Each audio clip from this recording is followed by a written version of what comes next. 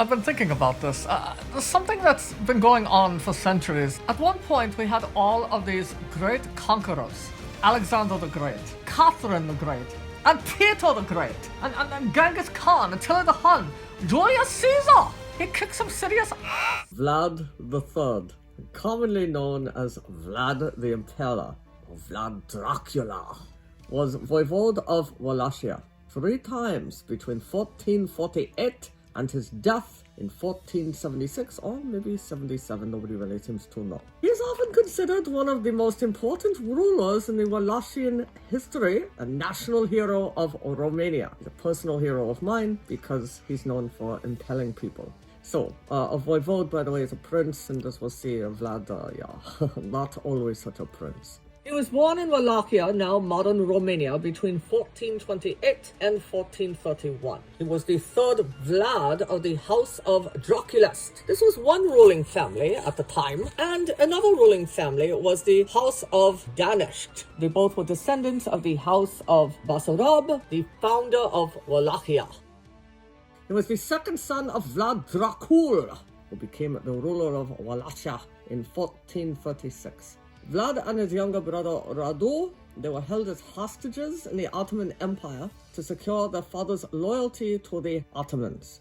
So they were basically pawns in this little game so that the dad would be more loyal to the Ottomans by giving up his sons. You're going to see a theme of family loyalty, I think, in this coming episode. While Vlad was being held hostage by the Ottomans, the Hungarians invaded Wallachia in 1447. They murdered Vlad's dad and an older brother of Vlad's. Vlad's second cousin, Vladislav II, he was named the new prince of Wallachia. Hungary then invaded the Ottomans, and his cousin Vladislav II, he actually helped the Hungarians. Some family loyalty there, right? Like the Hungarians had murdered his relatives, and now he's helping them? They murdered his relatives, enabling him to become prince. Oh, good point. Let's get those pesky relatives out of the way so that I can get this glory and fame and power and, screw the people, that gave me gifts on holidays, that probably visited and said, oh, coochie, cool little Vladislav II, aren't you cute? You're never going to come back and kill us someday. Yeah, so Vladislav II, he's helping the Hungarians who just killed half of his family. So Vlad Dracul, invaded Wallachia with Ottoman support, and he became the voivode of Wallachia. But his cousin Vladislav II returned. Not please. No.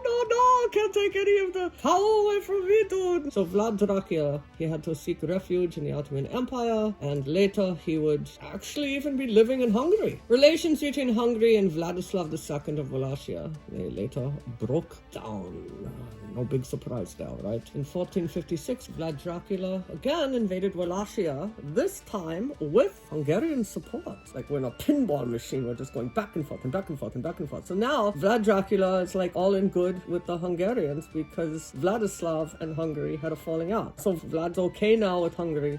He's invading Wallachia with Hungary against his cousin Vladislav II, died fighting against Vlad the Impaler. This is a good thing because now we don't have to keep getting confused between Vlad Dracul and Vladislav II. Vlad Dracul, the prince, at this point began to purge the Wallachian nobility to strengthen his position.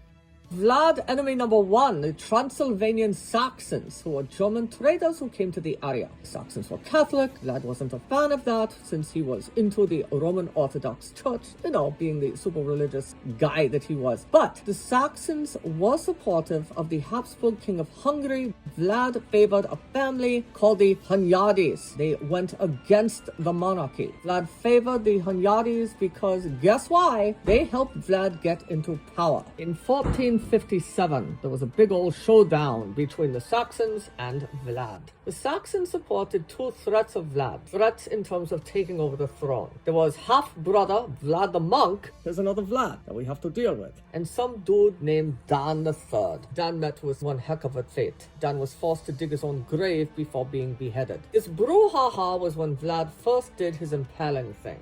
Vlad Dracul then began plundering Saxon villages in central Romania, or Transylvania. Get the connection? Transylvania, Dracula, yeah. So Vlad the Impaler captured people in central Romania, back to Wallachia, where he had them, what? Impaled! He impaled people. This is when he started getting this reputation for being the impaler. Peace was later restored in 1460, although not for those who were impaled. So what is impaling exactly? It's when a relatively dull spike is shoved up the anus of some poor unsuspecting Vlad the Impaler victim and just left there for posterity. Get it? Posterity. The spike would, over time, move up the body and displace organs.